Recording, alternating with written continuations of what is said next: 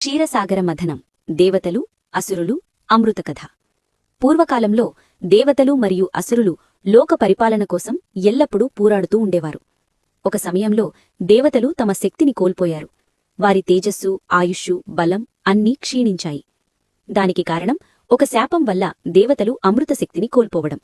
అప్పుడు దేవతలంతా త్రిమూర్తుల్లో ఒకరైన శ్రీమహావిష్ణువును ఆశ్రయించారు.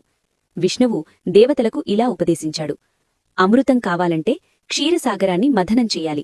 అందుకు దేవతలు అసురులు కలిసి పనిచేయాలి. దేవతలు అసురులతో ఒప్పందం చేసుకున్నారు.